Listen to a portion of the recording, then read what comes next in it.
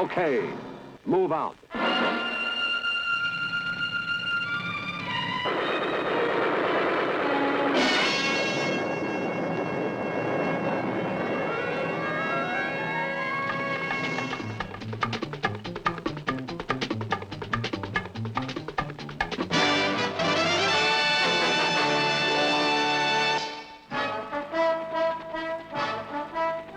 Air mobile operations are commonplace in the war in Vietnam. Helicopters used as transports, carrying men, weapons, and materiel, soaring easily over terrain obstacles that would have immobilized ground vehicles. Helicopters bombarding the enemy with rockets.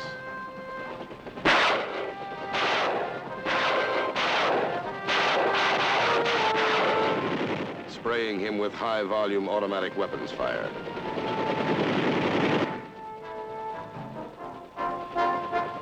Helicopters as aerial cavalry, swooping down from the skies to achieve the classic effects of speed and shock action, but with immensely more firepower than ground cavalry.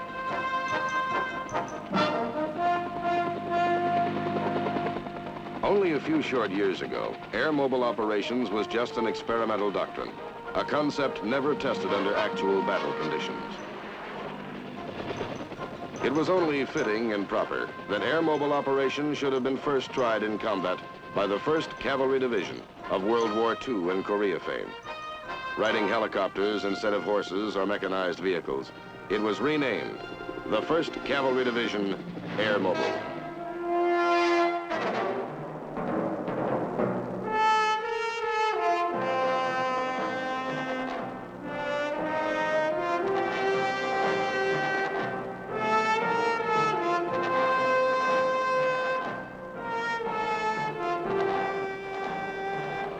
The air mobile concept of using organic Army aircraft to perform the combat functions of wheeled and tracked vehicles was carefully developed and tested in 2.5 years of intensive effort at the Army's Great Infantry Training Center, Fort Benning, Georgia. These revolutionary innovations were tried out by an experimental organization known as the 11th Air Assault Division. Its trained cadres and tested equipment provided a major component of the 1st Cavalry Division Air Mobile when it was activated July 1st, 1965.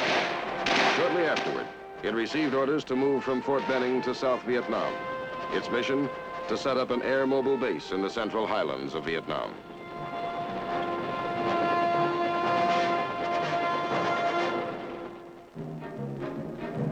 This base was called An Khe. It set many precedents as an air mobile combat base of operations. It was built around helipads. Compactness was a prime element in design. To make the base as impregnable as possible, it was encircled by a cleared strip 100 meters wide.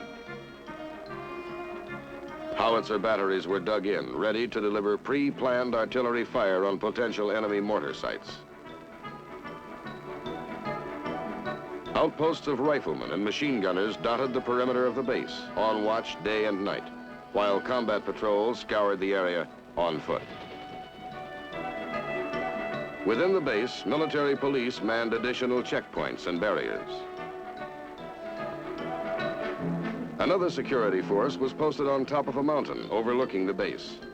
Because of this strong web of defenses, An Khe could be protected by a minimum number of men, leaving the rest free to hunt down the enemy.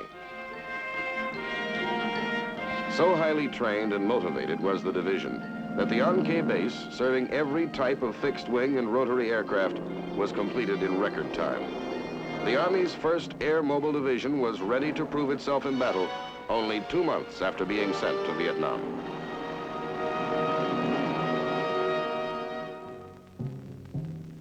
The division was given a vast tactical area of responsibility, ranging from the South China Sea to the Cambodian border, and approximately 150 miles from north to south. Only certain parts of the coastal plain and nearby valleys were built up and populated. The interior of the operational zone was sparsely settled. Its highlands and mountains were thickly covered with jungle and forest. Into this wild, rugged environment, wholly favorable to a wily enemy skilled in guerrilla warfare, the Sky Cavalry launched its first air assaults in September and October of 1965.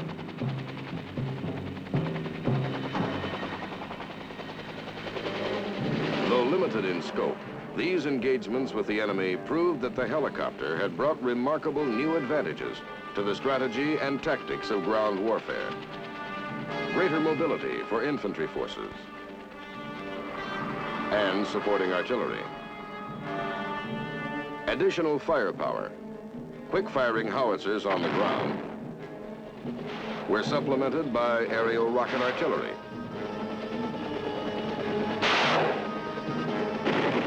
As well as high-volume machine gun fire.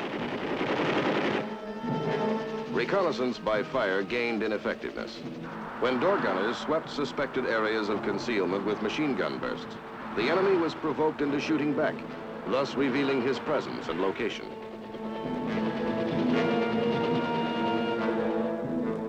Command posts could be made air mobile so that unit commanders were able to direct air and ground attacks from a vantage point right over the battlefield. Equipment damaged in the field could be retrieved by air, swiftly repaired and returned to battle. Logistics operations were speeded up enormously. Vital cargo was delivered in record time, right into the hands of troops in the battle zone. Helicopters as flying ambulances saved many lives, carrying the wounded from firing line to field hospital, sometimes in a matter of minutes. All these advantages of air mobile warfare were confirmed in the first days of combat.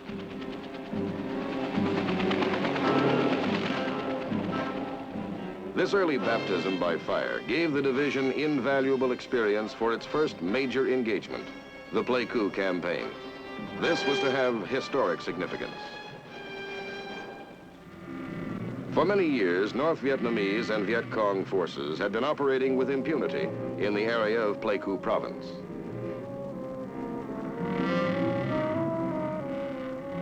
Secure in a remote sanctuary near the Cambodian border, a North Vietnamese Army division was getting ready for a major offensive. This was to be a powerful thrust eastward, with the ultimate objective of cutting South Vietnam in two. The first step in this plan was carried out on October 13th, when the North Vietnamese 33rd Regiment attacked a Special Forces camp at Ple Mai. This attack was meant to lure the South Vietnamese into sending a strong relief force to the aid of Ple Mai. Another North Vietnam Army regiment, the 32nd, was waiting in ambush along the line of march. The trap was sprung on the unwary ARVN troops on October 24th. It almost succeeded. However, the South Vietnamese fought back strongly, even though taken by surprise. The 1st Cav was called to the rescue. Air assault infantry was rushed into the jungle to secure an artillery landing zone.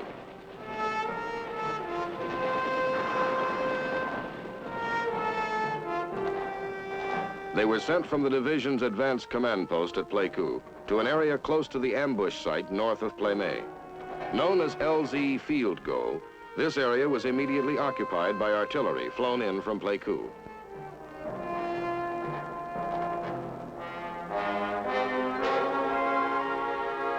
These guns supported the ARVN troops in their effort to break out of the ambush and protected the relief column when it resumed its march to Ple Mai. At the same time, another battery harassed the North Vietnamese 33rd Regiment, attacking the Special Forces camp. This shelling was so accurate, the NVA broke off its siege and withdrew to the west.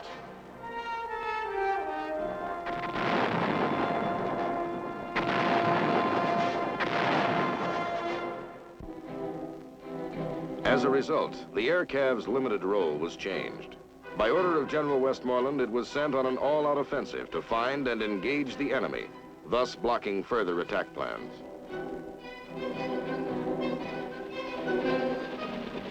Air cavalry squadrons promptly searched large areas west of Ple Mai, seeking out communist forces concealed in the lush foliage below. Helicopters swooped down to skim the ground at low level, sweeping the landscape with reconnaissance by fire to provoke the enemy into revealing himself.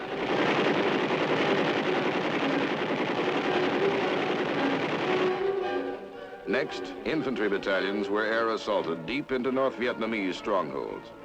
The rifle companies were dispersed over several landing zones. Each company set out patrols to search aggressively for the enemy. On November 1st, 1965, the Sky Troopers hit pay dirt. They attacked and overran an enemy outpost on the Ya Te, the Tay River.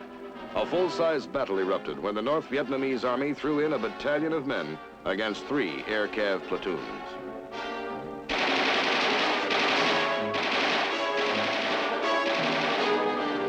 However, helicopter troop carriers took off night and day, pouring reinforcements onto the battlefield. It was a brilliant display of the air mobile ability to replace combat-weary and wounded soldiers with fresh troops. Assisted by deadly accurate artillery support, Air Force tactical strikes, and aerial rocket artillery, the troopers chopped up the NVA 33rd Regiment that had besieged Plaimé.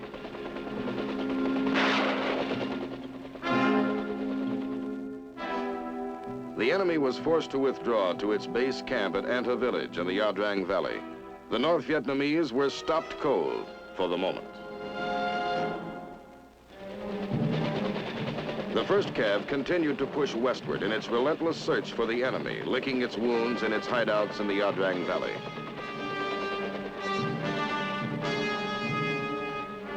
As part of this continuing search, a battalion of Sky troops flew into a tiny landing zone, soon to be famous under the name of LZ X-Ray. LZ X-Ray was a clearing deep in the valley of the Ya Drang and located at the foot of the mountains of the Chupong Massif, in the very heart of enemy country.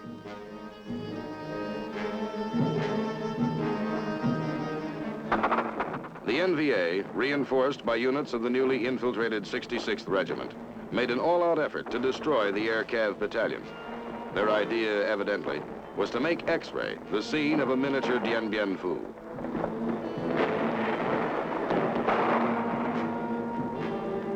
They had not reckoned on the valor of the Sky Troopers, who fought all the more fiercely when units were cut off and temporarily isolated from their comrades in arms.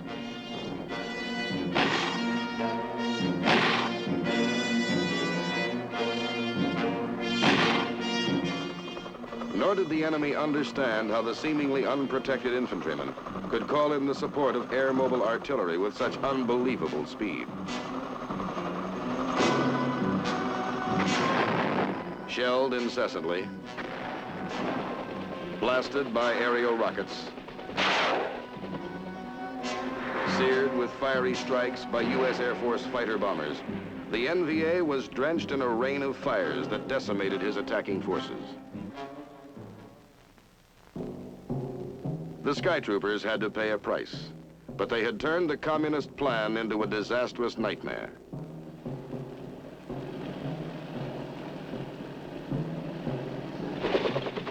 The enemy losses in dead and wounded were tremendous. Once more, the enemy survivors withdrew to regroup their broken units, but they were hounded by demoralizing B-52 raids that pounded them in their mountain strongholds.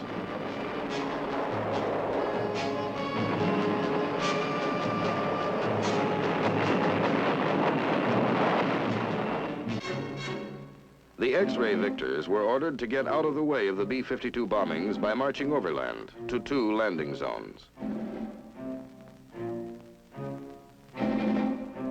One was an artillery landing zone dubbed LZ Columbus, and the other was for helicopters, its name LZ Albany. The Columbus-bound unit reached the LZ without incident. But the troopers bound for LZ Albany ran headlong into a strong enemy column marching to attack the air mobile artillery at LZ Columbus.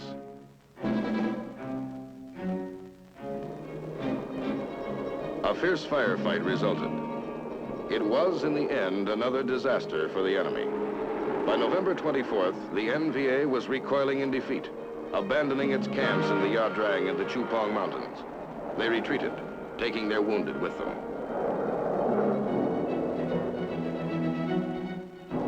Left behind were almost 2,000 enemy dead and prisoners, plus large stores of supplies and many weapons. The Pleiku campaign, better known to 1st Cav men as the Battle of the Yadrang Valley, was over. Its effect was profound and long-lasting.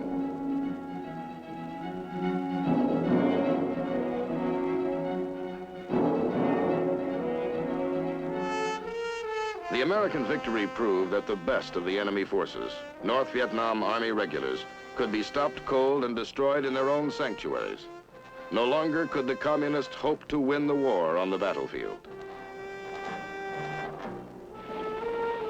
Most important to the men of the 1st Cavalry Division, Yadrang had proved beyond question the soundness of the air-mobile approach to ground warfare. It was a well-deserved award when the Air Cav received a Presidential Unit Citation for the entire division and its supporting units, an award so rare it had been made only 5 times in Army history.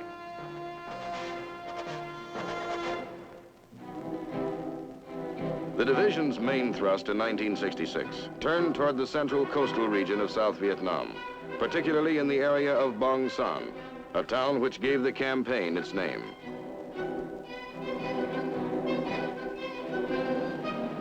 Strong air-mobile forces carried out a lightning series of forays against the Viet Cong, who held over 140,000 people in subjection. Each operation was carried out with polished efficiency, using tactics now thoroughly tested in battle. Devastating pre-strike bombardment by Air Force fighter bombers. Attached supporting artillery. Gunships darting in to strafe the landing zone perimeter with rocket fire. Automatic weapons. Infantry assault waves rushing from troop carriers to set up a defense line on the LZ perimeter, while succeeding waves of riflemen advanced through them.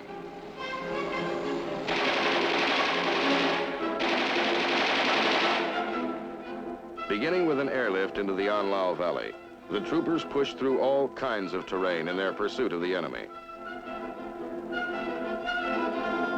They rooted out the VC from well-camouflaged nests of bunkers and tunnels. The fighting was bitter, and casualties inevitable.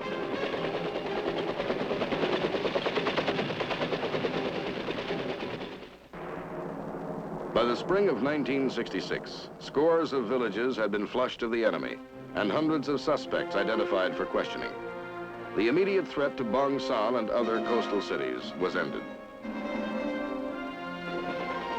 In the operations that followed during the rest of the year, Thayer, Pershing, John Paul Jones, Paul Revere, and many more, the 1st Cav, often working with ARVN or Korean troops, continued to clear the huge rice-producing province of Binh Dinh of VC control. The cavalrymen took time whenever they could to feed the liberated South Vietnamese, who had been stripped of their crops by the Viet Cong. Many Vietnamese received medical care for the first time for ailments that had afflicted them all their lives. The speedy air-mobile assaults of the 1st Cav brought impressive results, as many NVA soldiers surrendered, bringing large quantities of their weapons with them.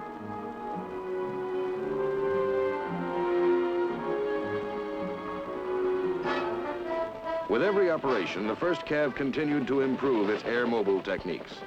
One lesson learned was to travel as light as possible.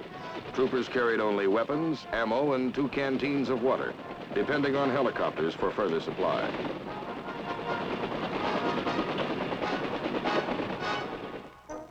The artillery learned how to be Weight Watchers, too.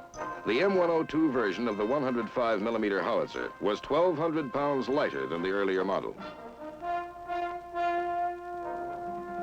Bulky radio equipment was scaled down in size and weight. This assembly of 2 radio sets and an intercom was reduced from 600 to 150 pounds. Collapsible fuel bladders, each with a 500-gallon capacity, replaced metal containers and were air transportable. This technical ingenuity, always air mobile oriented, paid off as operations rolled on into 1967 with Pershing, Wheeler, Jeb Stuart, and others. The pressure on the enemy never relented as the choppers took to the air day and night in foul weather as well as fair.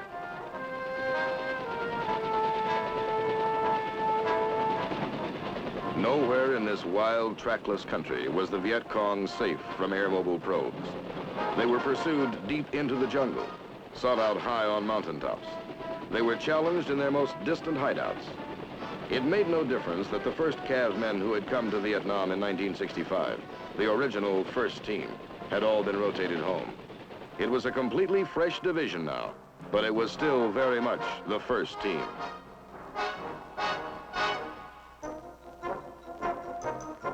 They took over with smooth professionalism, planning each operation minutely, then lashing out at the Viet Cong with swift, stunning air assaults. The most battle-hardened enemy troops broke under the rain of fires that lashed at them incessantly from the air.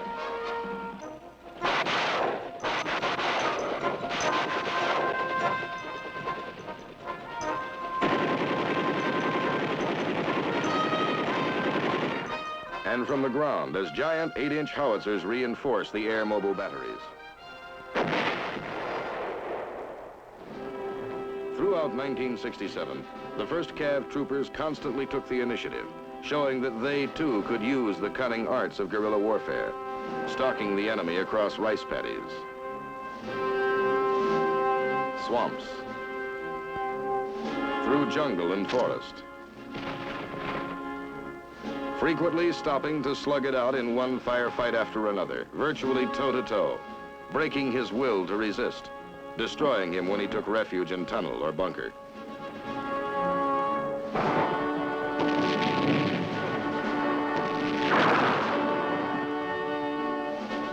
The toll among the Viet Cong and North Vietnamese rose steeply, with a record number killed in Operation Jeb Stuart, while scores of others surrendered. It was a grind, but only the troopers' feet tired, not their fighting spirit. They were heartened by the armor that joined the ground forces whenever terrain allowed. Armored personnel carriers and foot soldiers spraying enemy positions with machine gun fire, small arms, grenades.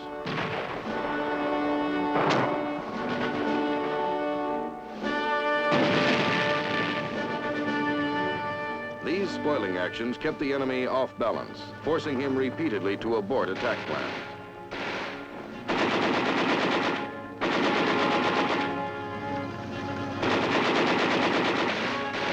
When he chose to fight because of superior numbers, the 1st Cav poured in reinforcements with air mobile swiftness. This quick reaction capability paid off early in 1968. When the Viet Cong launched its Tet Offensive against South Vietnamese cities, diversionary tactics to pin down 1st Cav units were quickly thrown back by the fast-moving, hard-fighting sky troopers.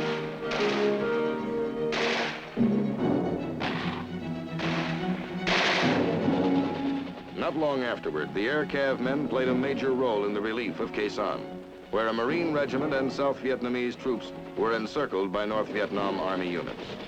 To relieve them, elements of the 1st Cav were committed to Operation Pegasus in April of 1968. Jumping off from an advanced base at LZ Stud, the sky troopers set out to link up with the defenders of Khe Sanh. Resistance was light. The air cavalrymen easily broke through and found Khe Sanh to be a very dusty place. When the dust settled, it was business as usual for the sky troopers. The aerial supply chain went into high gear. Attack plans were made with the usual 1st Cav efficiency. The troopers went about the job they knew and liked best, to engage the enemy, harass and punish him with firepower.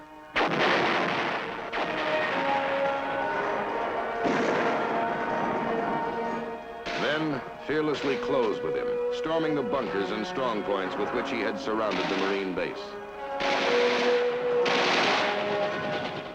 This cleanup operation was pursued vigorously into the summer of 1968, when Quezon, having outlived its strategic usefulness, was closed down.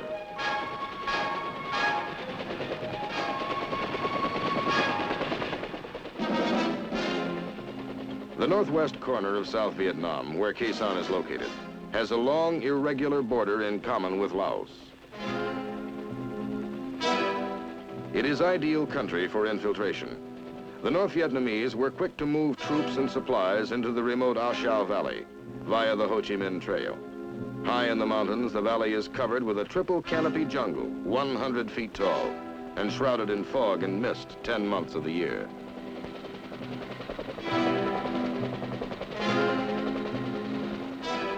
This near-perfect sanctuary was broken into by the air cavalrymen in the spring of 1968. The flying troopers coordinated their battle actions with paratroopers of the 101st Airborne Division and the South Vietnamese Army. Murderously heavy fire from high-altitude anti-aircraft guns attempted to turn back the A Shau invasion. Several aircraft were lost, but the troop-carrying choppers made their touchdown.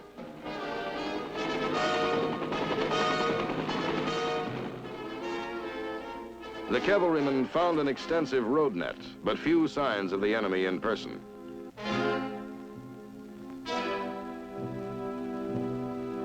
There was little resistance. The North Vietnamese had literally run for the hills.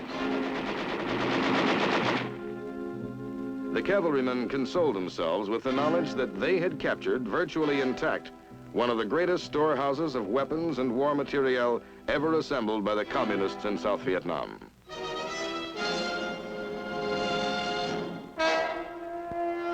The air cav met each blow with lightning-swift counterblows, sending its air-mobile power ranging far and wide to support other units of the Allied forces in combined operations.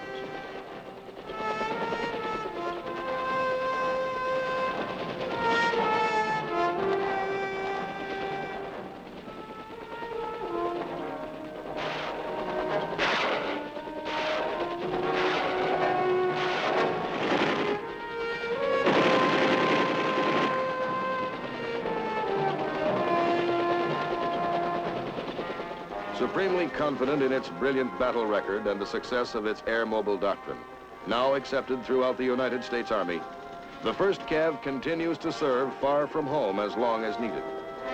The pioneering days of air-mobile operations are past. Changes and improvements impend. Bigger, more powerful Army aircraft, promising even more effective helicopter tactics. In these advances, the 1st Cavalry Division, Air Mobile, will, as always, lead the way.